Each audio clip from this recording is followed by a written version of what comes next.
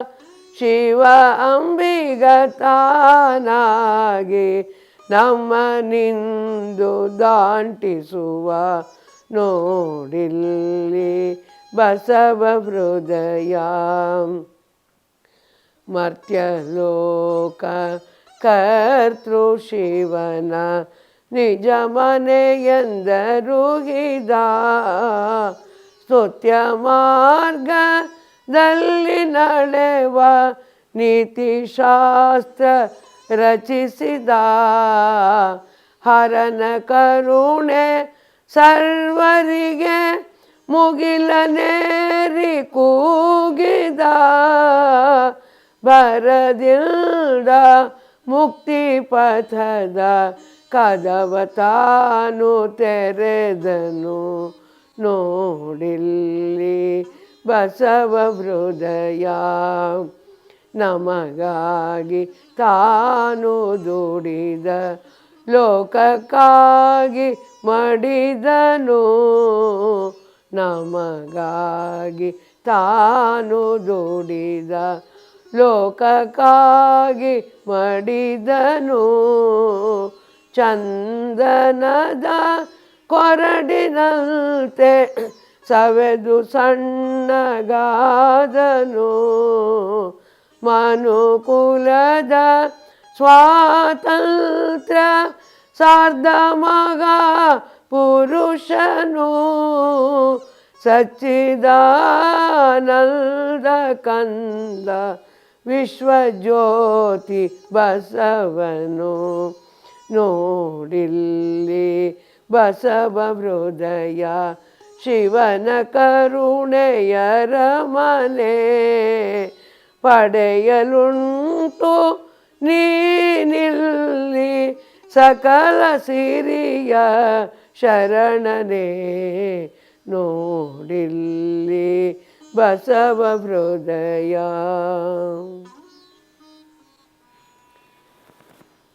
ದೇವಲೋಕ ಮೃತ್ಯುಲೋಕ ಎಂಬುವು ಬೇರಿಲ್ಲ ಕಾಣಿಬೋ. ಸತ್ಯವ ನುಡಿಯುವುದೇ ದೇವಲೋಕ, ಮಿಥ್ಯವ ನುಡಿಯುವುದೇ ಮೃತ್ಯುಲೋಕ. ಆಚಾರವೇ ಸ್ವರ್ಗ, ಅನಾಚಾರವೇ ನರಕ. ಲಿಂಗದೇವ ಇದಕ್ಕೆ ನೀವೇ ಪ್ರಮಾಣು.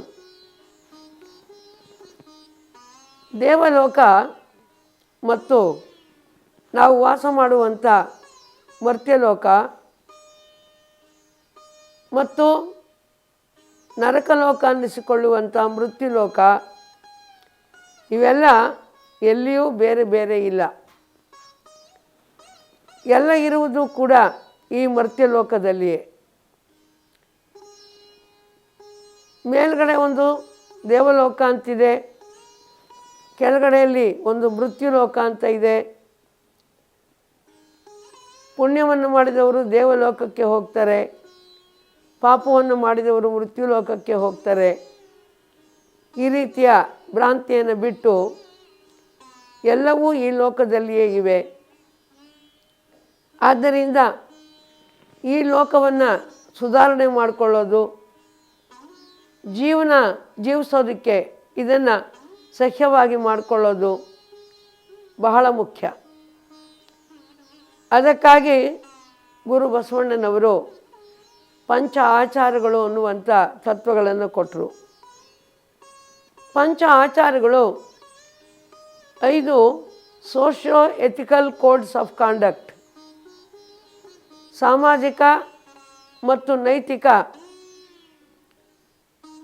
ನೀತಿಗೆ ಸಂಬಂಧಪಟ್ಟವು ಅವರು ಕೊಟ್ಟಂಥ ಪಂಚ ಆಚಾರಗಳು. ಇವು ಒಂದು ಸಮೃದ್ಧ ಮತ್ತು ಸಂತೃಪ್ತ ಸಮಾಜವನ್ನು, ರಾಷ್ಟ್ರವನ್ನು ಹೇಗೆ ಕಟ್ಟಬಹುದು ಅನ್ನೋದಕ್ಕೆ ಅಮೂಲ್ಯವಾದಂಥ ಶೀಲಗಳನ್ನು ಕೊಡ್ತಾ ಇವೆ.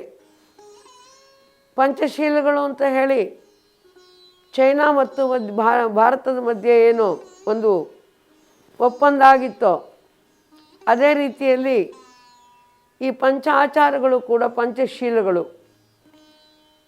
ಈಗಾಗಲೇ ಹೇಳಿದಾಗೆ ಒಂದು ಸಮೃದ್ಧವಾದ ರಾಷ್ಟ್ರ, ಒಂದು ಸಂತೃಪ್ತವಾದಂಥ ಸಮಾಜ ಇದನ್ನು ಕಟ್ಟೋದ್ರ ಬಗ್ಗೆ ಮಾರ್ಗದರ್ಶನವನ್ನು ಮಾಡ್ತಾ ಇದೆ.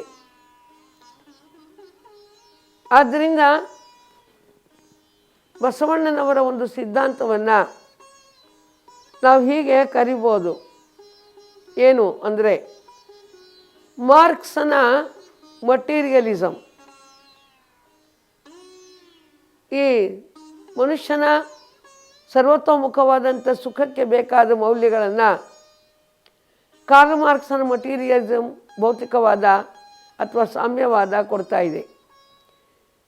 ಈ ಸಾಮ್ಯವಾದದಲ್ಲಿ ಬರುವಂತಹ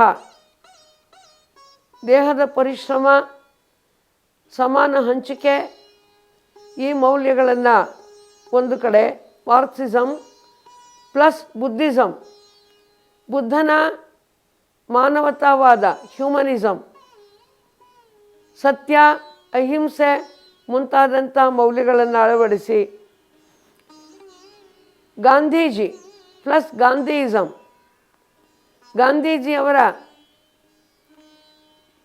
ರಾಷ್ಟ್ರದ ಅಭಿವೃದ್ಧಿಗೆ ಬೇಕಾಗಿರುವಂಥ ಮೌಲ್ಯಗಳನ್ನು ಪ್ಲಸ್ ಅರವಿಂದೋಯಿಸಮ್ ಅಂದರೆ ಯೋಗ, ಅಧ್ಯಾತ್ಮ, ಇವುಗಳನ್ನೆಲ್ಲವನ್ನು ಅಳವಡಿಸಿದಾಗ ಬಸವಾಯಿಸಮ್ ಬರ್ತದೆ. ಇನ್ನೊಮ್ಮೆ ಹೇಳ, ಮಾರ್ಕ್ಸಿಸಮ್, ಬುದ್ಧಿಸಮ್, ಗಾಂಧಿಯಿಸಮ್, ಗಾಂಧಿದು ನ್ಯಾಷನಲಿಸಮ್ ಪ್ಲಸ್ ಅರವಿಂದೋಯಿಸಮ್ ಯೋಗ, ಇವುಗಳನ್ನು ಸಮನ್ವಯ ಮಾಡಿದಾಗ ಬಸವಾಯಿಸಮ್ ಬರ್ತದೆ.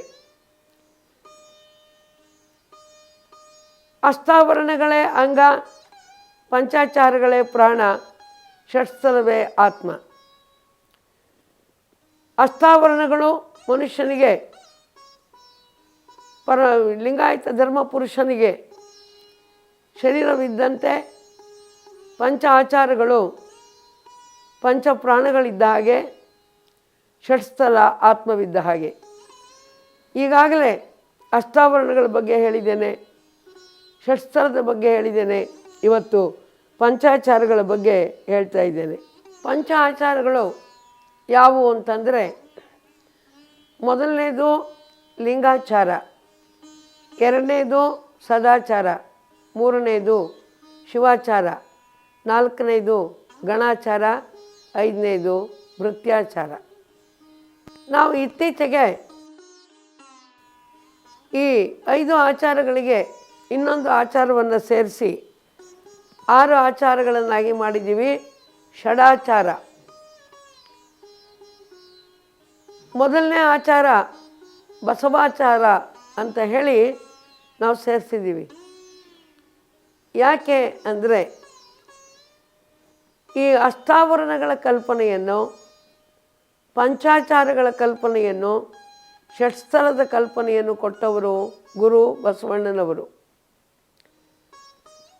ಆದ್ದರಿಂದ ಪಂಚಾಚಾರಗಳನ್ನು ಪ್ರತಿಪಾದನೆ ಮಾಡಿದವರು ಬೇರೆ ಯಾರೂ ಅಲ್ಲ, ಬಸವಣ್ಣನವರು. ಇದನ್ನು ನಂಬುವುದೇ ಬಸವಾಚಾರ. ಆದ್ದರಿಂದ ಈಗ ನಾವು ಮೊದಲನೇ ಆಚಾರ ಬಸವಾಚಾರ, ಎರಡನೇದು ಲಿಂಗಾಚಾರ ಅಂಥೇಳಿ ಈ ರೀತಿಯಾಗಿ ಹೇಳ್ತಾ ಇದ್ದೀವಿ. ಇದರ ಬಗ್ಗೆ ಎಲ್ಲರೂ ಗಂಭೀರವಾಗಿ ಆಲೋಚನೆ ಮಾಡಬೇಕು. ಏಕೆಂದರೆ ಅಮೂಲ್ಯವಾದಂಥ ಬಸವಾದಿ ಪ್ರಮಥರು ಕೊಟ್ಟಂಥ ತತ್ವಗಳನ್ನೆಲ್ಲ ತಗೊಳ್ಳೋದು, ಬಳಸ್ಕೊಳ್ಳೋದು, ಸುಳ್ಳೆ ಅವರು ಕೊಟ್ಟರು, ಇವರು ಕೊಟ್ಟರು, ಆ ಯುಗದಲ್ಲಿ ಕೊಟ್ಟರು, ಈ ಯುಗದಲ್ಲಿ ಕೊಟ್ಟರು ಅಂತ ಹೇಳಿ ಕಾಲ್ಪನಿಕ ಕಥೆಗಳನ್ನು ಕಟ್ಟೋದು. ಈ ಗೊಂದಲವೇ ಬೇಡ, ಈ ಗೋಜಲೇ ಬೇಡ. ಖಂಡತುಂಡವಾಗಿ, ಏಕೆಂದರೆ ಅಷ್ಟಾವರಣವು ಬಸವಣ್ಣನಿಂದ, ಪಂಚಾಚಾರವು ಬಸವಣ್ಣನಿಂದ, ಷಟ್ಸ್ಥಲವು ಬಸವಣ್ಣನಿಂದ, ಇದು ಸಂಗನ ಬಸವಣ್ಣನಿಂದ ಬಂದ ಬೆಳೆ ಅಂತ ಶರಣರು ಸ್ಪಷ್ಟವಾಗಿ ಹೇಳಿದ್ದಾರೆ. ಅದಕ್ಕಾಗಿ ಮೊದಲನೇ ಆಚಾರವೇ ಬಸವಾಚಾರ. ಎರಡನೇದು ಲಿಂಗಾಚಾರ. ಲಿಂಗಾಚಾರ ಅಂದರೆ ಏನ್ರಿ ಅಂದರೆ ಕಾನ್ಸಿಸ್ಟೆಂಟ್ ಮೊನೊಥಿಯಿಸಮ್, ಏಕದೇವೋಪಾಸನೆ. ಅಂದರೆ ಬಸವಣ್ಣನವರು ಸಮಗ್ರ ಸಮಾಜವನ್ನು ತಿದ್ದುವಂಥ ಕಾರ್ಯವನ್ನು ಮಾಡಿದರು. ಇದಕ್ಕೆ ಮೂಲ ಧ್ವನಿಯಾಗಿ ಅವರು ಶ್ರುತಿಯಾಗಿ ಇಟ್ಟುಕೊಂಡಿದ್ದು ಯಾವುದು ಅಂದರೆ ದೇವರಲ್ಲಿನ ವಿಶ್ವಾಸ. ಏಕೆಂದರೆ ಸಂಗೀತಗಾರರು ಎಷ್ಟೇ ಚೆನ್ನಾಗಿ ಸ್ವರ ಪ್ರಸ್ತಾರವನ್ನು ಮಾಡಿದರೂ ಕೂಡ, ಆಲಾಪವನ್ನು ಮಾಡಿದರೂ ಕೂಡ ಶ್ರುತಿ ಬಿಟ್ಟು ಹೋಗೋದಿಲ್ಲ. ಶ್ರುತಿಯನ್ನು ಮುಖ್ಯವಾಗಿ ಇಟ್ಕೊಳ್ತಾರೆ. ಶ್ರುತಿ ಗುಂಟಾನೇ ಅವರು ಎಲ್ಲ ಆಲಾಪ ಎಲ್ಲವನ್ನು ಮಾಡ್ತಾರೆ. ಹಾಗೆ ಬಸವಣ್ಣನವರು ತಮ್ಮ ಎಲ್ಲ ಕಾರ್ಯವಿಸ್ತಾರಕ್ಕೆ ಶ್ರುತಿಯಾಗಿ ಇಟ್ಟುಕೊಂಡಿದ್ದು ಯಾವುದು ಅಂತಂದರೆ ಅದು ದೇವರಲ್ಲಿನ ವಿಶ್ವಾಸ. ಬಸವಣ್ಣವರು ಕೊಟ್ಟ ಧರ್ಮ ಸೇಶ್ವರವಾದಿ ಧರ್ಮ, ಥೀಸ್ಟಿಕ್ ರಿಲಿಜನ್. ಅಂದರೆ ಈ ಜಗತ್ತಿಗೊಬ್ಬ ಕರ್ತನಿದ್ದಾನೆ, ಸೃಷ್ಟಿಕರ್ತನಿದ್ದಾನೆ ಅಂತ ಹೇಳಿ ದೃಢವಾಗಿ ನಂಬುವಂಥ ಒಂದು ಧರ್ಮ. ಆದ್ದರಿಂದ ದೇವರಲ್ಲಿನ ವಿಶ್ವಾಸವೇ ಬಸವಣ್ಣವರಿಗೆ ಶ್ರುತಿ. ಅವರು ಕೈಕೊಂಡ ಉಳಿದ ಎಲ್ಲ ಸಾಮಾಜಿಕ ಸುಧಾರಣೆಗಳು ಅದರ ಆಲಾಪಗಳು ಅಂತ ಹೇಳಿ ನಾವು ಹೇಳ್ಬೋದು. ಲಿಂಗಾಚಾರ ಅಂದರೆ ಏನ್ರಿ ಅಂದರೆ belief in one only God, worshipping him in one only form. Belief in one only God, ಒಬ್ಬನೇ ಆದ ದೇವನಲ್ಲಿ ನಂಬಿಕೆಯನ್ನು ಇಡುವುದು ಮತ್ತು ಒಂದೇ ಆಕಾರದಲ್ಲಿ ಪೂಜಿಸುವುದು. ಇಬ್ಬರು ಮೂವರು ದೇವರೆಂದು ಉಬ್ಬುಬ್ಬಿ ಮಾತನಾಡಬೇಡ. ದೇವನೊಬ್ಬನೇ ಕಾಣಿರೋ, ಇಬ್ಬರೆಂಬುದು ಹುಸಿ ನೋಡ. ಲಿಂಗದೇವನಲ್ಲದೆ ಅಲ್ಲಿ ಇಲ್ಲವೆಂದಿತ್ತು ವೇದ. ಇಬ್ಬರು ಮೂವರು ದೇವರು ಅಂಥೇಳಿ ಉಬ್ಬುಬ್ಬಿ ಮಾತನಾಡಬೇಡ. 33 ಕೋಟಿ ದೇವತೆಗಳ ಸುದ್ದಿ ಹಂಗಿರಲಿ. ಬ್ರಹ್ಮ ವಿಷ್ಣು ಮಹೇಶ್ವರ ಅಂಥೇಳಿ ಮೂವರು ದೇವರುಗಳು. ಬ್ರಹ್ಮ ಬರ್ತಾನೆ, ಸೃಷ್ಟಿ ಮಾಡ್ತಾನೆ. ವಿಷ್ಣು ಬರ್ತಾನೆ, ಮಾಡಿದ ಸೃಷ್ಟಿಯನ್ನು ನಡೆಸ್ತಾನೆ. ರುದ್ರ ಅಂತಿಮ ತೆರೆಯನ್ನು ಎಳೆಯಲಿಕ್ಕೋಸ್ಕರ ಬರ್ತಾನೆ. ಅವನು ಲಯವನ್ನು ಮಾಡ್ತಾನೆ. ಈ ಎಲ್ಲ ಭ್ರಾಂತಿಯನ್ನು ತೆಗೆದುಹಾಕ್ಬಿಡ್ಬೇಕು. ಇಬ್ಬರು ಮೂವರು ದೇವರು ಇಲ್ಲ, ದೇವನು ಒಬ್ಬನೇ. ಅನೇಕ ಲೋಕಗಳಿವೆ. ಆ ಲೋಕಗಳಿಗೆ ಒಂದೊಂದು ಲೋಕಕ್ಕೆ ಒಬ್ಬೊಬ್ಬ ದೇವರು. ಯಮಲೋಕ ಇದೆ, ಯಮಲೋಕಕ್ಕೆ ಯಮ ದೇವರು. ದೇವಲೋಕ ಇದೆ, ಅಲ್ಲಿಗೆ ಸ್ವರ್ಗ ಇಂದ್ರ ದೇವರು. ಈ ಎಲ್ಲ ಭ್ರಾಂತಿಗಳನ್ನು ಬಿಟ್ಟು ಎಲ್ಲ ಲೋಕಾದಿ ಲೋಕಗಳಿಗೂ ಕೂಡ ಒಬ್ಬನೇ ದೇವರು. ಇದು ಅಖಂಡ ಒಂದು ದೇವರ ಕಲ್ಪನೆಯನ್ನು ಬಸವಣ್ಣನವರು ಕೊಡುವಂಥ ಒಂದು ಪರಿ. ಅದಕ್ಕಾಗಿ ಅವರು ಕಾನ್ಸಿಸ್ಟೆಂಟ್ ಮೊನೊಥಿಯಿಸಮನ್ನು ಬೋಧನೆ ಮಾಡಿದರು. ಏನಂತ ಹೇಳಿದರು? Heart is common to all, God seated in the heart is one in all. This was the monotheism preached by Basava. Buddha is not common to all, Basava is not common to all, Jesus is not common to all, Muhammad is not common to all. But what is common to all? Heart is common to all, God seated in the heart is one in all. ಆದ್ದರಿಂದ ಹೃದಯಸ್ಥವಾಗಿರುವಂಥ ಚೈತನ್ಯವನ್ನು ಬಹಿಷ್ಕರಿಸಿ ಲಿಂಗರೂಪದಲ್ಲಿ ಮಾಡಿ ಅದನ್ನು ಪೂಜಿಸಬೇಕು ಅನ್ನುವಂಥ ಪರಿಕಲ್ಪನೆಯನ್ನು ಬಸವಣ್ಣನವರು ಕೊಟ್ಟರು. ಆದ್ದರಿಂದ ಅವರು ಸ್ಪಷ್ಟವಾಗಿ ಹೇಳ್ತಾ ಇದ್ದಾರೆ, ಸ್ವಾಮಿ ನೀನು ಶಾಶ್ವತ ನೀನು, ಎತ್ತಿದ ಬಿರುದ ಜಗವೆಲ್ಲವರಿಯಲು ಮಹಾದೇವ ಮಹಾದೇವ, ಇಲ್ಲಿಂದ ಮುಂದೆ ಶಬ್ದವಿಲ್ಲ. ಪಶುಪತಿ ಜಗಕ್ಕೆ ಏಕೋ ದೇವ, ಸ್ವರ್ಗ ಮರ್ತ್ಯ ಪಾತಾಳದೊಳಗೆಲ್ಲ ಒಬ್ಬನೇ ದೇವ ಲಿಂಗದೇವ. ಉಪಾಸನೆಗಳಲ್ಲಿ 3 ಪ್ರಕಾರ. ಒಂದು ಪಾಲಿಥಿಯಿಸಮ್. ಪಾಲಿಥಿಯಿಸಮ್ ಅಂದರೆ ಹಲವಾರು ದೇವತೆಗಳನ್ನು ನಂಬಿ ಹಲವಾರು ದೇವತೆಗಳನ್ನು ವಿವಿಧ ಆಕಾರಗಳಲ್ಲಿ ಪೂಜಿಸುವುದು. ಹಿನೋಥಿಯಿಸಮ್ ಅಂದರೆ ಹಲವು ದೇವತೆಗಳನ್ನು ನಂಬಿದರೂ ಕೂಡ ಅದರಲ್ಲಿ ಒಂದು ದೇವತೆಯನ್ನು ಕಟ್ಟುನಿಟ್ಟಾಗಿ ಪೂಜೆ ಮಾಡೋದು ಹಿನೋಥಿಯಿಸಮ್. ಮೊನೊಥಿಯಿಸಮ್ ಅಂದರೆ ಒಬ್ಬನೇ ದೇವನನ್ನು ನಂಬಿ ಅವನನ್ನು ಒಂದೇ ಆಕಾರದಲ್ಲಿ ಪೂಜೆ ಮಾಡುವುದು ಇದು ಮಾನೋಥಿಯಿಸಮ್, ಏಕೇಶ್ವರವಾದ. ಅದನ್ನು ಇಲ್ಲಿ ಹೇಳ್ತಾ ಇದ್ದಾರೆ. ಸ್ವಾಮಿ ನೀನು, ಶಾಶ್ವತ ನೀನು. ಈ ಜಗತ್ತಿಗೆ ನೀನು ಸ್ವಾಮಿ, ಒಡೆಯ. ನೀನು ಶಾಶ್ವತನು, ಇಟರ್ನಲ್. ಈ ಜಗತ್ತು ಹುಟ್ಟುವ ಪೂರ್ವದಲ್ಲಿಯೂ ದೇವನಿದ್ದ, ಜಗತ್ತಿರುವಾಗಲೂ ದೇವನಿರ್ತಾನೆ, ಜಗತ್ತು ಲಯವಾದ ಬಳಿಕವೂ ಪರಮಾತ್ಮ ಇರ್ತಾನೆ. ಆದ್ದರಿಂದ ದೇವರು ನಿತ್ಯನು, ಶಾಶ್ವತನು. ಸ್ವಾಮಿ ನೀನು, ಶಾಶ್ವತ ನೀನು. ಎತ್ತಿದ ಬಿರುದ ಜಗವೆಲ್ಲ ಬರೆಯಲು. ಯಾವಾಗ ಈ ಜಗತ್ತು ಸೃಷ್ಟಿಯಾಯಿತೋ, ಇಲ್ಲಿ ಚೈತನ್ಯಾತ್ಮರುಗಳಾದಂಥ ಆತ್ಮರುಗಳು ಸೃಷ್ಟಿಯಾದರು. ಈ ಆತ್ಮರುಗಳು ಈ ಜಗತ್ತಿನ ಕಾರಣೀಕರ್ತರು ಯಾರು, ಜಗತ್ತಿನ ಮೂಲ ಪುರುಷ ಯಾರು ಅಂಥೇಳಿ ಚಿಂತನೆಯನ್ನು ಮಾಡಿದಾಗ ಆಗ ಈ ಜಗತ್ತಿಗೊಬ್ಬ ಕರ್ತನಿದ್ದಾನೆ ಅಂತ ಹೇಳಿ ಗುರುತಿಸಿದಾಗ ನಿನಗೆ ಕರ್ತೃ ಅನ್ನುವಂಥ ಬಿರುದು ಬಂತು. ತಾಯಿ ಮಗುವಿಗೆ ಜನ್ಮವನ್ನು ಕೊಟ್ಟರೆ ಮಗು ತಾಯಿಗೆ ತಾಯ್ತನವನ್ನು ಕೊಡ್ತಾ ಇದೆ. ತಾಯಿ ಮಗುವಿಗೆ ಜನ್ಮವನ್ನು ಕೊಟ್ಟರೆ ಮಗು ತಾಯಿಗೆ ತಾಯ್ತನವನ್ನು ಕೊಡ್ತಾ ಇದೆ. ಆದ್ದರಿಂದ ಪರಮಾತ್ಮನು ಯಾವಾಗ ಈ ಜೀವಾತ್ಮರುಗಳು ಕರೀತಾರೋ ಆಗ ಬಿರುದನ್ನು ಪಡ್ಕೊಳ್ತಾ ಇದ್ದಾನೆ. ಎತ್ತಿದ ಬಿರುದ ಜಗವೆಲ್ಲ ಬರೆಯಲು. ಮಹಾದೇವ ಮಹಾದೇವ, ಇಲ್ಲಿಂದ ಮುಂದೆ ಶಬ್ದವಿಲ್ಲ. ಇಲ್ಲಿ ಮಹಾದೇವ ಅಂದರೆ ಕೈಲಾಸಾಧಿಪತಿ ಶಿವ ಅಲ್ಲ, great god. Mahadeva, great god, great god. ಇದನ್ನು ಮೀರಿದಂಥ ಇನ್ನೊಂದು ಶಬ್ದವಿಲ್ಲ, ಇನ್ನೊಂದು ಶಕ್ತಿ ಇಲ್ಲ. ಪಶುಪತಿ ಜಗಕ್ಕೆ ಏಕೋ ದೇವ. ಪಶುಪತಿ ಅಂದರೆ ಜೀವಾತ್ಮರುಗಳ ಒಡೆಯ. ಜೀವಾತ್ಮರುಗಳೇ ಪಶುಗಳು, ಪರಮಾತ್ಮನೇ ಪತಿ. ಜೀವಾತ್ಮರುಗಳ ಒಡೆಯ.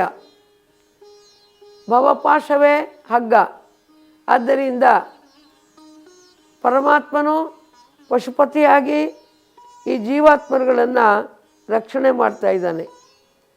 ಪಶುಪತಿ ಜಗಕ್ಕೆ ಏಕೋ ದೇವ, ಅವನೊಬ್ಬನೇ ದೇವ.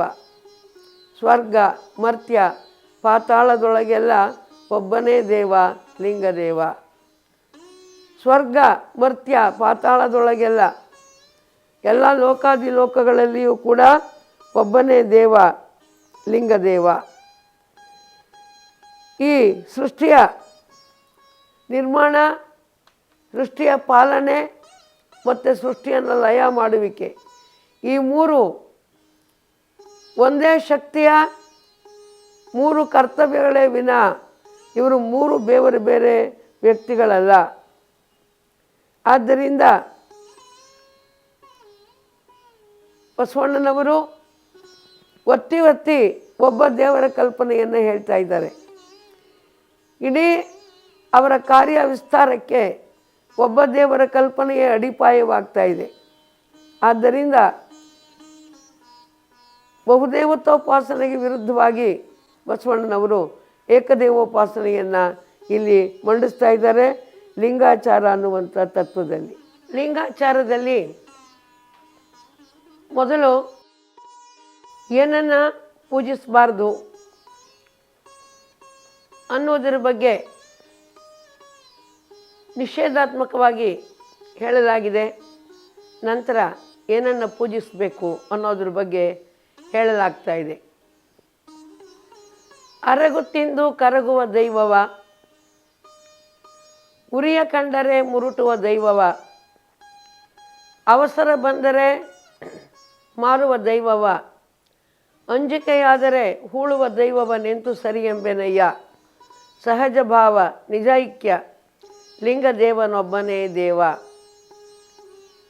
ಅರಗಿನಿಂದ ಮಾಡಿರುವ ಗೊಂಬೆಗಳನ್ನು ಇಟ್ಟು ಪೂಜೆ ಮಾಡ್ತಾ ಇರ್ತಾರೆ. ಅಕಸ್ಮಾತ್ ಏನಾದ್ರು ಉರಿ ಬಡಿತು ಅದಕ್ಕೆ ಅಂದರೆ ಕರಗೆ ಹೋಗುತ್ತೆ. ಅರಗು ತಿಂದು ಕರಗುವ ದೈವವ, ಉರಿಯ ಕಂಡರೆ ಮುರುಟುವ ದೈವವ. ಇನ್ನು ಕಟ್ಟಿಗೆ ಗೊಂಬೆಗಳನ್ನು ಮಾಡಿ ಇಟ್ಕೊಂಡಿರ್ತಾರೆ. ಉರಿಯ ಕಂಡರೆ ಅವು ಮುರುಟೇ ಹೋಗ್ತಾ ಇದ್ದಾವೆ. ಅವಸರ ಬಂದರೆ ಮಾರುವ ದೈವವ. ಬಂಗಾರದ ದೇವರುಗಳನ್ನು, ಬೆಳ್ಳಿ ದೇವರುಗಳನ್ನು ಮಾಡಿ ಇಟ್ಕೊಂಡಿರ್ತಾರೆ. ಹಂಗೇನಾದ್ರು ಮನೆಗೆ ಅಡಚಣೆ ಬಂತಿಲ್ಲೋ ಅದನ್ನೇ ಮಾರಿಬಿಡ್ತಾರೆ. ಮಾರಿ ಖರ್ಚಿಗೆ ಬಳಸ್ಕೊಳ್ಳೋದು. ಅವಸರ ಬಂದರೆ ಮಾರುವ ದೈವವ, ಅಂಜಿಕೆಯಾದರೆ ಉಳುವ ದೈವವ. ಭಾಳ ಎಷ್ಟು ಬಸವಣ್ಣವ್ರಿಗೆ ಅನುಭವ ಜ್ಞಾನ ಇತ್ತು ಅನಿಸುತ್ತೆ. ಒಂದು ಸಲ ನಮ್ಮ ಮನೇಲಿ ಒಂದು ಪ್ರಸಂಗ ನಡೀತು. ನಮ್ಮ ಅಜ್ಜಿ ಒಬ್ಬರಿದ್ದರು, ರುದ್ರಮ್ಮ ಅಂತ. ಭಾಳ ಮೂಢಭಕ್ತಿ, ಮೂಢತ್ವ. ಯಾವಾಗ ನೋಡಿದ್ರು ಏನು ಕಂಡ ದೇವರುಗಳು, ನೂರಾರು ದೇವರುಗಳಿಗೆ ಎಲ್ಲ ಕಡೆ ಹರಿದಿದ್ದೆ. ಮತ್ತು ಯಾವಾಗ ನೋಡಿದ್ರು ಜ್ಯೋತಿಷಿಗಳನ್ನು ಏನಾದ್ರು ಕೇಳ್ತಾನೆ ಇರ್ತಿತ್ತು. ಸರಿ, ಇಂಥ ಮೂಢರ ಕೈಗೆ ಸಿಕ್ಕರೆ ಅವ್ರು ಬಿಡ್ತಾರ, ಅವರು ಒಂದು ಇಲ್ಲದ್ದು ಹೇಳ್ತಾಯಿದ್ರು.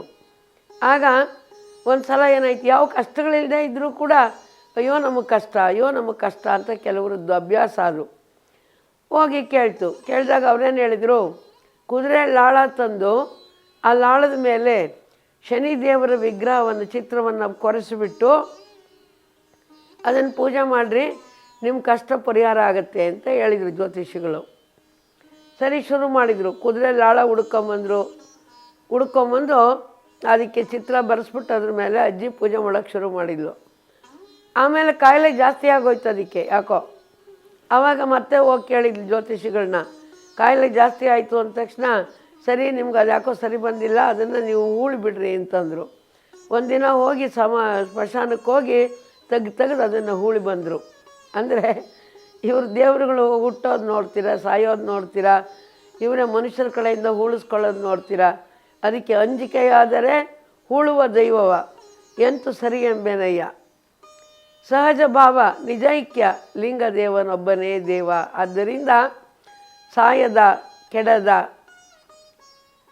ಮುರುಟದ, ಕರಗದ, ನಿರಾಕಾರನಾದಂಥ ದೇವರನ್ನು ನಂಬಿ ನಾವು ಜೀವನದಲ್ಲಿ ಮುಂದುವರಿಬೇಕು. ಅದು ಭಾಳ ಮುಖ್ಯ.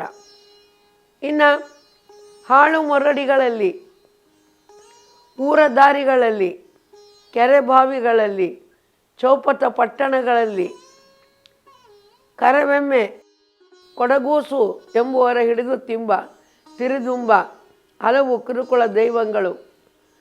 ಆಮೇಲೆ ಮಾರಯ್ಯ, ಬೀರಯ್ಯ, ಕೇತಯ್ಯ, ಅಂತರ, ಬೆಂತರ, ಗಾವಿಲ, ಎಷ್ಟು ದೇವತೆಗಳು, ಎಷ್ಟು ದೇವರುಗಳು ಲೆಕ್ಕನೇ ಇಲ್ಲ ಈ ದೇಶದಲ್ಲಿ. ಇವೆಲ್ಲಕ್ಕೂ ಲಿಂಗದೇವನಿಗೆ ಶರಣೆಂಬ ಒಂದು ದಡಿ ಸಾಲದೆ.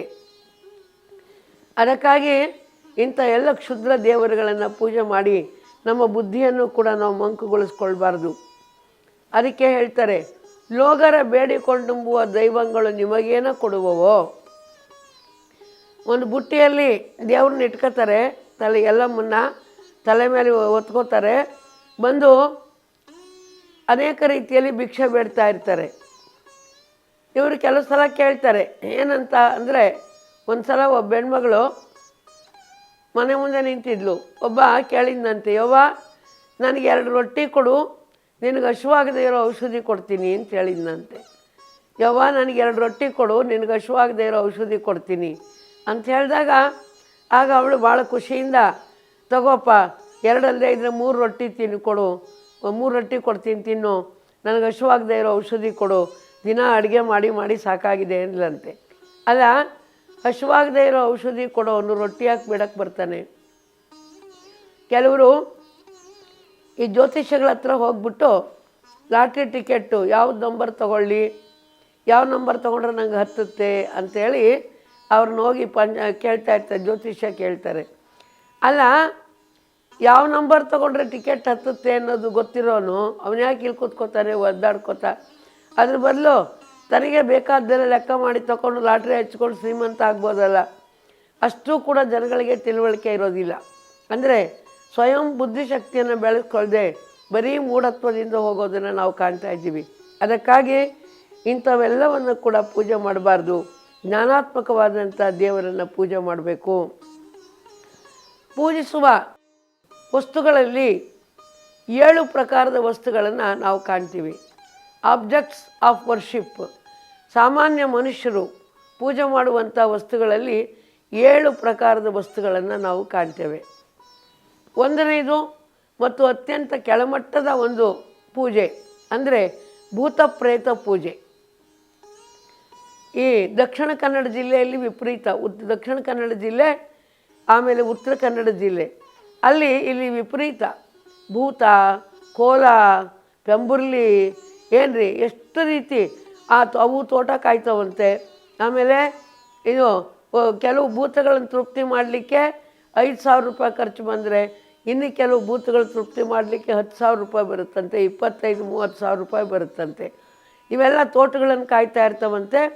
ಆಗ ಯಾರೂ ತೋಟದೊಳಗೆ ಕಳ್ಳರು ಬರಲಾರ್ದಂಗೆ ನೋಡ್ಕೋತಾವಂತೆ. ಇವೆಲ್ಲ ಭ್ರಾಂತಿ ಅಲ್ವಾ? ಇಂಥ ಎಲ್ಲ ಭ್ರಾಂತಿಗಳನ್ನು ಮನುಷ್ಯ ಇಟ್ಕೊಂಡು ಭಾಳಷ್ಟು ಘಾಸಿ ಆಗ್ತಾ ಇದ್ದಾನೆ. ತುಂಬ ನಮಗೆ ಆಶ್ಚರ್ಯ ಆಗ್ತಾಯಿದೆ. ಉತ್ತರ ಕನ್ನಡ ಜಿಲ್ಲೆ ಏನ್ರಿ, ದಕ್ಷಿಣ ಕನ್ನಡ ಜಿಲ್ಲೆ ಸಾಕ್ಷರತೆಯಲ್ಲಿ ಎಲ್ಲಕ್ಕೂ ಮುಂದಿರುವಂಥ ಜಿಲ್ಲೆ. ಸಾಕ್ಷರತಾ ಪ್ರಮಾಣ ಏನಿದೆಯಲ್ಲ, ಲಿಟ್ರಸಿ ಪ್ರಮಾಣ, ಇಡೀ ಕರ್ನಾಟಕದಲ್ಲಿಯೇ ಮುಂದೆ ಇರುವಂಥ ಜಿಲ್ಲೆ ದಕ್ಷಿಣ ಕನ್ನಡ ಜಿಲ್ಲೆ. ಆದರೆ ಮೂಢನಂಬಿಕೆಯಲ್ಲಿ ಮತ್ತು ಇದೇ ಮೊದಲನೇದು ಅಂತ ಹೇಳ್ಬೋದು. ಅದಕ್ಕಾಗಿ ಇಂಥ ಮೂಢನಂಬಿಕೆ ಯಾಕಪ್ಪ ಅಂದರೆ ಬರೀ ಅವರಿಗೆ ವಿದ್ಯೆ ಒಂದು ಉಂಟೆ ಹೊರತು ಅಲ್ಲಿ ನಿಜವಾದಂಥ ಸರಿಯಾದ ಧರ್ಮದ ಜ್ಞಾನ ಇಲ್ಲ, ವೈಚಾರಿಕತೆ ಇಲ್ಲ ಅನ್ನೋದನ್ನು ನಾವು ತಿಳ್ಕೊಳ್ಬೋದು. ಆದ್ದರಿಂದ ಈ ಭೂತ ಪ್ರೇತ ಪೂಜೆ ಇದೆಯಲ್ಲ, ಅತ್ಯಂತ ಲೋಯೆಸ್ಟ್ ಸ್ಟೇಜ್ ಆಫ್ ವರ್ಷಿಪ್, ಅತ್ಯಂತ ಕೆಳಮಟ್ಟದ ಒಂದು ಪೂಜೆ. ಅದಾದಮೇಲೆ ಬರುವಂಥದ್ದು ಪೌರಾಣಿಕ ದೇವತೆಗಳ ಪೂಜೆ. ಈಗ ಅನೇಕ ರೀತಿಯ ಕಲ್ಪನೆಗಳನ್ನು ಮಾಡಿಕೊಂಡು ಪೌರಾಣಿಕ ದೇವತೆಗಳನ್ನು ಕಲ್ಪನೆ ಮಾಡಲಾಗಿದೆ. ಆದ್ದರಿಂದ ಪೌರಾಣಿಕ ದೇವತೆಗಳ ಒಂದು ಪೂಜೆ ಇದೆಯಲ್ಲ, ಈ ಪೂಜೆಯು ಕೂಡ ಎರಡನೇ ಮಟ್ಟದ್ದು. ಇದು ನರ್ಸರಿ ಇದ್ದ ಹಾಗೆ ಏನ್ರಿ, ಇದು ನರ್ಸರಿ ಇದ್ದ ಹಾಗೆ. ಪೌರಾಣಿಕ ದೇವತೆಗಳನ್ನು ವಿದ್ಯೆಗೊಬ್ಬ ದೇವರನ್ನು ಕಲ್ಪಿಸ್ಕೊಳ್ಳೋದು, ದುಡ್ಡಿಗೊಂದು ದೇವರನ್ನು ಕಲ್ಪಿಸ್ಕೊಳ್ಳೋದು, ವಿಘ್ನ ನಿವಾರಣೆಗೊಂದು ದೇವರನ್ನು ಕಲ್ಪಿಸ್ಕೊಳ್ಳೋದು, ಮಳೆ ಕೊಡೋದಕ್ಕೊಂದು ದೇವರನ್ನು ಕಲ್ಪಿಸ್ಕೊಳ್ಳೋದು, ಎಲ್ಲಾದರೂ ಉಂಟಾ? ಇದೆಲ್ಲರೂ ಸಾಧ್ಯನಾ? ಮೇಘರಾಜ ಅಂತ ಪೂಜೆ ಮಾಡೋದು, ವರುಣ ಅಂತ ಪೂಜೆ ಮಾಡೋದು, ಅಂತ ಯಾವ ದೇವತೆಗಳು ಇಲ್ಲ. ಮೋಡಗಳು ಫಾರಮ್ ಆಗ್ತವೆ, ಮಳೆ ಬೀಳ್ತಾ ಇರುತ್ತೆ ಅಷ್ಟೇನೆ. ಆಮೇಲೆ ಅಗ್ನಿ, ಬೆಂಕಿಗೊಬ್ಬ ದೇವರನ್ನು ಕಲ್ಪಿಸ್ಕೊಳ್ಳೋದು, ಅಗ್ನಿ ದೇವರು ಅಂತ ಕಲ್ಪಿಸ್ಕೊಳ್ಳೋದು, ಇದೆಲ್ಲ ಇದೆಯಲ್ಲ, ಇದು ಪೌರಾಣಿಕ ದೇವತೆಗಳ ಕಲ್ಪನೆ. ಇದು ಕೂಡ ನರ್ಸರಿ ಇದ್ದಾಗೆ, ಪ್ರೌಢತೆ ಇಲ್ಲಿ ಇಲ್ಲ. ಅದಾದಮೇಲೆ ಬರುವಂಥದ್ದು ಪಂಚಭೂತಗಳ ಪೂಜೆ. ಪಂಚಭೂತಗಳು 5 ಎಲಿಮೆಂಟ್ಸ್, ಪೃಥ್ವಿ, ಅಪ್ಪು, ತೇಜ, ವಾಯು, ಆಕಾಶ. ಅಂದರೆ ಒಂದು ಗಂಗಾ ಪೂಜೆಯನ್ನು ಮಾಡೋದು, ಭೂಮಿ ಪೂಜೆಯನ್ನು ಮಾಡೋದು ಏನ್ರಿ. ಯಾವಾಗಲೂ ಈಗ ಕೆಲವ್ರು ಏನು ಮಾಡ್ತಾರೆ, ಮನೆ ಕಟ್ಟಬೇಕಾದ್ರೆ ಇವರೆಲ್ಲ ಭೂಮಿ ಪೂಜೆ ಅಂತಾರೆ. ಭೂಮಿಯನ್ನು ಪೂಜೆ ಮಾಡಬಾರ್ದು, ಗುರುವನ್ನು ಪೂಜೆ ಮಾಡಿ ಭೂಮಿಯನ್ನು ಶುದ್ಧೀಕರಣ ಮಾಡಬೇಕು. ಮನೆ ಕಟ್ಟಕ್ಕೆ ಮೊದಲು ಸೈಟನ್ನು ತಗೊಂಡಿರ್ತೀರಲ್ಲ, ಆವಾಗ ಅದನ್ನು ಪೂಜೆ ಮಾಡಬಾರ್ದು. ಅದು ನಮಗಿಂತೂ ಜಡವಾದ ವಸ್ತು, ಅದನ್ನು ಶುದ್ಧೀಕರಣ ಮಾಡಬೇಕು. ಯಾವಾಗಲೂ ಪದಾರ್ಥವನ್ನು ಪ್ರಸಾದವಾಗಿ ಮಾಡಿಕೊಂಡು ಉಪಯೋಗಿಸ್ಕೊಳ್ತೀವಿ. ಅದಕ್ಕಾಗಿ ಪೂಜೆ ಮಾಡಿ ಶುದ್ಧೀಕರಣ ಮಾಡಿ ಆಮೇಲೆ ಮನೆಗೆ ಪಾಯ ಹಾಕಕ್ಕೆ ಶುರು ಮಾಡಬೇಕು. ಆದ್ದರಿಂದ ಮೂರನೇದೇ ಪಂಚಭೂತಗಳ ಪೂಜೆ. ಆಮೇಲೆ ಗಂಗಾ ಪೂಜೆ, ನದಿ ಪೂಜೆ ಮಾಡೋದು, ಬಾವಿಯಲ್ಲಿರೋ ನೀರಿನ ಪೂಜೆ ಮಾಡೋದು, ಬಾವಿಯಾಗಿರೋ ನೀರನ್ನು ತೆಗೆದು ಕೊಡದಾಗ ಇಟ್ಕೊಂಡು ಪೂಜೆ ಮಾಡೋದು ಗಂಗಾ ಪೂಜೆ ಅಂತ. ಇದೇನಿದೆಯಲ್ಲ, ಇದು ಮೂರನೇ ಮಟ್ಟದ ಒಂದು ಪೂಜೆ. ಆಮೇಲೆ ಬರುವಂಥದ್ದು ಪ್ರಾಣಿ ಪೂಜೆ. ಪ್ರಾಣಿ ಪೂಜೆ ಅಂದರೆ ವರ್ಷಿಪ್ ಆಫ್ ಅನಿಮಲ್ಸ್. ಕಡೆಗೆ ಈಗ ನಾಗರ ಹಾವನ್ನು ಪೂಜೆ ಮಾಡೋದು, ನಾಗರ ಹಾವು ಸಿಕ್ಕಲಿಲ್ಲ, ನಾಗರ ಕಲ್ಲನ್ನೇ ಪೂಜೆ ಮಾಡಿಬಿಡೋದು. ಇದೇನಿದೆಯಲ್ಲ, ಇದು ಪ್ರಾಣಿಗಳ ಪೂಜೆ. ಮನುಷ್ಯ ಆದಿಮಾನವನು ಅತ್ಯಂತ ಮೂಢಾವಸ್ಥೆಯಲ್ಲಿ ಇದ್ದಾಗ ಅವನೇನು ಮಾಡ್ದ, ಈ ಎಲ್ಲ ವಸ್ತುಗಳು ಕೂಡ ಅವನಿಗೆ ಭಯವನ್ನು ಹುಟ್ಟಿಸ್ತಾ ಇದ್ವು. ಅದಕ್ಕಾಗಿ ಅವನು ಭಯಮಿಶ್ರಿತವಾದ ಗೌರವದಿಂದ ಸೆನ್ಸ್ ಆಫ್ ಪೂಜೆ ಮಾಡಲಿಕ್ಕೆ ಶುರು ಮಾಡ್ದ. ಆದರೆ ಆದಿಮಾನವ ಮಾಡಿದಂಥ ಪೂಜೆಯನ್ನು ಇಂದಿನ ಆಧುನಿಕ ಮಾನವನು ಕೂಡ ಮಾಡೋದೆ. ನಾಗರ ಪೂಜೆ ನಮಗಿಂತಲೂ ಕೆಳಮಟ್ಟದ ಒಂದು ಪ್ರಾಣಿಯ ಪೂಜೆ ಅಂತ, ಅದನ್ನು ಮಾಡೋದು ಎಷ್ಟು ತಪ್ಪು. ಜನಗಳು ಇವತ್ತಿಗೂ ಬೆಂಗಳೂರಂಥ ಪಟ್ಟಣದಲ್ಲಿ ನಾಗರ ಪಂಚಮಿ ದಿನ ಹುಡ್ಕೊಂಡು ಹೋಗ್ತಾ ಇರ್ತಾರೆ. ಎಷ್ಟು ಇವ್ರಿಗೆ ವಿದ್ಯೆ ಬಂದಿದೆಯೇ ಹೊರತು ನಿಜವಾದ ಜ್ಞಾನ ಬಂದಿಲ್ಲ ಅನ್ನೋದು ಇದಕ್ಕೆ ನಮಗೆ ಸಾಕ್ಷಿ ಆಗ್ತಾ ಇದೆ. ಅದಕ್ಕಾಗಿ ಪ್ರಾಣಿಯ ಪೂಜೆ ಅದನ್ನು ನಾವು ಮಾಡಬಾರ್ದು. ಗಿಡಮರಗಳ ಪೂಜೆಯನ್ನು ಮಾಡಬಾರ್ದು. ಆಮೇಲೆ ಪಿತೃಪೂಜೆ. ಪಿತೃಪೂಜೆ ಅಂತಂದರೆ ಏನಪ್ಪ ಅಂದರೆ ಸತ್ತ ಆತ್ಮರುಗಳ ಪೂಜೆ. ನಿಮ್ಮ ಮನೆಯಲ್ಲಿ ಹಿರಿಯರ ಹಬ್ಬ ಅಂತ ಮಾಡ್ತಾರೆ. ಏನು ನಾವು ಚಿಕ್ಕ ಹುಡುಗರಿದ್ದಾಗ ಗೊತ್ತಿರಲಿಲ್ಲ, ಇವೆಲ್ಲ ಮಾಡ್ತಿದ್ವಿ. ತಿಳುವಳಿಕೆ ಬಂದ ನಂತರ ಈಗ ವಚನ ಸಾಹಿತ್ಯ ಓದಿದ ಮೇಲೆ ಇವನ್ನೆಲ್ಲ ಬಿಟ್ವಿ ನೋಡ್ರಿ. ಆಗ ಹಿರಿಯರ ಹಬ್ಬ ಅಂತ ವರ್ಷಕ್ಕೊಂದು ಸಲ ಒಂದು ಕಳಶ ಇಡೋದು, ಆ ಕಳಶಕ್ಕೇ ಸೀರೆ ಉಡಿಸೋದು, ಆ ಕಳಶಕ್ಕೇನೆ ಪಂಚೆ ದೋತ್ರ ಎಲ್ಲ ಉಡಿಸೋದು, ಉಡಿಸ್ಬಿಟ್ಟು ಪೂಜೆ ಮಾಡಿ ನೈವೇದ್ಯ ಮಾಡಿ ಎಲ್ಲರಿಗೂ ಊಟಕ್ಕೆ ಹಾಕೋದು. ಏನು ಅಂದರೆ ಹಿಂದೆ 8 ಜನ ಸತ್ತಿದಾರಲ್ಲ, ಆ ಎಲ್ಲ ಪ್ರೇತಾತ್ಮರುಗಳನ್ನು ಪೂಜೆ ಮಾಡೋವಂಥದ್ದು ವಿಧಾನ ಅಲ್ಲ. ಕರ್ಮ ಸಿದ್ಧಾಂತದ ಪ್ರಕಾರ ಒಬ್ಬ ವ್ಯಕ್ತಿ ಸತ್ತಾಗ ಅವನ ಆತ್ಮ ಈಗಿನ ಸಂಸ್ಕಾರಕ್ಕನುಗುಣವಾಗಿ ಇನ್ನೊಂದು ಜನ್ಮವನ್ನು ಹುಡುಕಿಕೊಂಡು ಹೋಗುತ್ತೆ. ಇಷ್ಟು ದಿನ ಕಾಯ್ತಾ ಕೂತಿರ್ತಾವ ಆತ್ಮರುಗಳು ಇವ್ರು ಮಾಡೋ ಪೂಜೆಗೆ? ಇಲ್ಲ. ಆತ್ಮ ಅದು ಯಾವಾಗ ಈ ದೇಹ ಬಿಡುತ್ತೋ ಇನ್ನೊಂದು ದೇಹವನ್ನು ಹುಡುಕಿಕೊಂಡು ಇವಾಗಿನ ಸಂಸ್ಕಾರಕ್ಕನುಗುಣವಾಗಿ ಮತ್ತೊಂದು ಜನ್ಮವನ್ನು ಅದು ಹೋಗಿ ಎತ್ತಿಬಿಡುತ್ತೆ, ಮುಗಿದೋಯ್ತು. ಒಂದು ವೇಳೆ ಜೀವನ್ಮುಕ್ತನೇ ಆಗಿದ್ದರೆ ದೇವರಲ್ಲಿ ಉರಿಯುಂಡ ಕರ್ಪೂರದಂತೆ ಸಮರಸ ಆಗೋಗುತ್ತೆ. ಅಂದಾಗ ಸಾಮಾನ್ಯ ಮಾನವನಾಗಿದ್ದರೆ ಇನ್ನೊಂದು ಕಡೆ ಎಲ್ಲೋ ಹುಟ್ಟಿರ್ತಾನೆ, ಒಂದು ವೇಳೆ ಜೀವನ್ಮುಕ್ತನಾಗಿದ್ದರೆ ದೇವರಲ್ಲಿ ಒಂದಾಗಿರ್ತಾನೆ ನೋಡಿ. ಅಂದಾಗ ಇವರು ಎಲ್ಲಿಗೆ ಮಾಡಬೇಕು? ಆದ್ದರಿಂದ ಪಿತೃಪೂಜೆ, ಹಿರಿಯರ ಹಬ್ಬ ಅನ್ನೋದು ತಪ್ಪು. ಹಾಗಾದ್ರೆ ಏನು ಮಾಡಬೇಕು? ಸಂಸ್ಮರಣೆ ಅಂತ ಮಾಡಿರಿ. ಅಂದರೆ ತೀರ್ಕೊಂಡವರನ್ನು ನೆನಪಿಸ್ಕೊಳ್ಳೋದು. ಇಂಥ ದಿನ ತೀರ್ಕೊಂಡಿದ್ರು ಅಂತ ನೆನಪಿಸ್ಕೊಂಡು ಅವ್ರ ಹೆಸರಿನಲ್ಲಿ ಒಳ್ಳೆಯ ಕೆಲಸ ಮಾಡೋದು, ಅವರ ಹೆಸರಿನಲ್ಲಿ ಒಂದು ಒಳ್ಳೆಯ ದಾನ ಧರ್ಮಗಳನ್ನು ಮಾಡೋದು, ಯಾವುದಾದ್ರೂ ಅನಾಥಾಶ್ರಮಕ್ಕೆ ಸಹಾಯ ಮಾಡೋದು. ಆಗಲಿ ಒಂದು 4 ಜನಕ್ಕೆ ಊಟಕ್ಕೆ ಹಾಕಿಸ್ರಿ, ಪರವಾಗಿಲ್ಲ, ಒಂದು 4 ಜನಕ್ಕೆ ಊಟಕ್ಕೆ ಹಾಕ್ಸೋದು. ಈ ರೀತಿ ಏನಾದರೂ ಒಂದು ಪುಸ್ತಕ ಪ್ರಿಂಟ್ ಮಾಡೋದು ಅವ್ರ ಹೆಸರಲ್ಲಿ, ಇಲ್ಲ ಇನ್ನೇನಾದರೂ ಒಂದು ಒಳ್ಳೆಯ ಕೆಲಸವನ್ನು ಮಾಡೋದು. ಈ ರೀತಿಯಾಗಿ ಸಂಸ್ಮರಣೆ ಅಂತ ಮಾಡ್ಬೋದೇ ಹೊರತು ಈ ಹಿರಿಯರ ಹಬ್ಬ ಅಂತ ಹೇಳಿ ಪುಣ್ಯತಿಥಿ ಅಂತ ಮಾಡೋದು ತಪ್ಪು. ಆಮೇಲೆ ಬರೋದು ವಿಭೂತಿ ಪೂಜೆ. ವಿಭೂತಿ ಪೂಜೆ ಅಂದ್ರೇನು? ಮಹಾತ್ಮರ ಪೂಜೆ. ಈ ಜಗತ್ತಿನಲ್ಲಿ ಜ್ಞಾನವನ್ನು ಕೊಟ್ಟಂಥ ಮಹಾತ್ಮರನ್ನು ಪೂಜೆ ಮಾಡೋದು ಇದು ಪರವಾಗಿಲ್ಲ. ಇದು ಯೂನಿವರ್ಸಿಟಿ ಎಜುಕೇಷನ್ ಇದ್ದ ಹಾಗೆ, ಪೋಸ್ಟ್ ಗ್ರ್ಯಾಜುಯೇಷನ್ ಇದ್ದ ಹಾಗೆ. ಇಲ್ಲಿ ಯಾಕಂದರೆ ದೇವರು ನಿರಾಕಾರ,